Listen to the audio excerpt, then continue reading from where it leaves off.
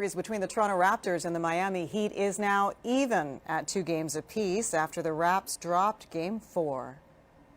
4 seconds. Joseph for the win. Shot doesn't go. The Raptors wasted a 9-point lead and struggled in overtime. Star point guard Kyle Lowry fouled out. His fellow All-Star DeMar DeRozan battles a thumb injury. Miami's Dwayne Wade had a solid game, scoring 30 points, and that killed the Raptors. The Heat won 94-87. Game 5 will be played tomorrow in Toronto, which is bound to be exciting. But joining me for more on this is Blake Murphy, a writer with Raptors Republic, joining me from Toronto. Blake, this should be 3-1, not 2-2, huh? It should be 3-1 for sure. The Raptors really let that one slip away, and I'm sure Miami probably thinks the same way about some of the earlier games. That's the nature of a series where every game is so close, but the Raptors definitely have to be kicking themselves, especially with Jonas Valanciunas out for the rest of the series and Hassan Whiteside possibly coming back for Miami. This was a big, big opportunity to take control of the series, and now it's 2 out of 3, and that's a small margin for error. Yeah, Game 4 is always pivotal because you're either going 3-1 or you're winning the series, or you're 2-2 and it's anybody's game. It was an ugly game, though, Blake, really ugly, and the Raptors looked like they kind of lost it, especially in overtime. What happened? Yeah, it was definitely ugly. Ugly is the right word for it, and that's kind of been the case all series. Obviously, what happened for the Raptors in overtime, part of it is Kyle Lowry wasn't on the floor, and for the entire playoffs, even though Lowry hasn't been shooting the best, when Lowry's on the bench, the offense really struggles.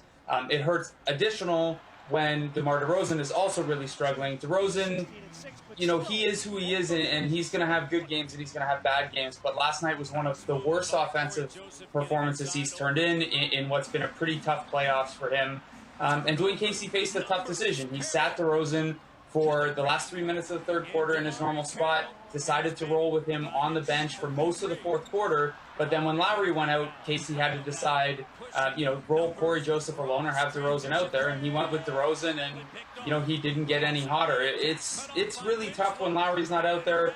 I thought sending Bismack Biyombo to the bench for overtime was a little bit risky at the defensive end, and the Heat ended up getting a pretty pivotal basket on a drive to the rim after an offensive rebound, so that backfired a little bit, but really they just didn't have the punch to score with Lowry on the bench. Yeah, and a lot of people blaming Dwayne Casey, actually, for this loss. Is that fair? I didn't think he coached his best game. I don't think it's easy for a coach when you lose your starting center who's been playing great, when your star point guard gets fouled out after shooting 2 of 11, and then when your other all-star can't seem to get it going at all and is struggling with poor decision-making. There are a few things. I thought he gave Lucas Nogueira too long a leash in the third quarter. I thought going small for the first time all game at the end when you had a 7-point lead and sending Biyombo, a defensive specialist, to the bench in that situation was, maybe not the right way to play it. He made some missteps, but, when Lowry fouls out and when DeRozan has as bad offensive night as he did, that makes things really tough on a coach. Yeah, already losing the big man Valanciunas and then sitting the other big guy. But listen, tomorrow night's game, who do you like in the win? Will home court advantage help the Raptors? It should, in theory. The Raptors have to hope that Hassan Whiteside, the Heat starting center, who's day-to-day with a sprained MCL, they have to hope he doesn't play because the Raptors are having enough trouble scoring as is, and Whiteside was the league's best shot blocker this season. So if you add Whiteside back into the mix, the way the Raptors have been going on offense, it's tough to be too optimistic. But I think what you saw in Game 4 was basically a worst-case scenario for the Raptors offensively. And if Whiteside sits again, I think they'll figure it out a little bit more. I think Casey will adjust as he did in the Indiana series now that he's got a feel for how this smaller game without Valanciunas and Whiteside might play out. Lowry probably won't foul out. This was only the third time all season in playoffs that he's fouled out. And then you hope that DeRozan, with a little bit more rest for his sore right thumb, is a little better as well. So long as Whiteside's still out, I think you like the Raptors' chances to kind of take control back at home. Blake Murphy, a writer with Raptors Republic. Appreciate your time, Blake. Thanks. Thank you.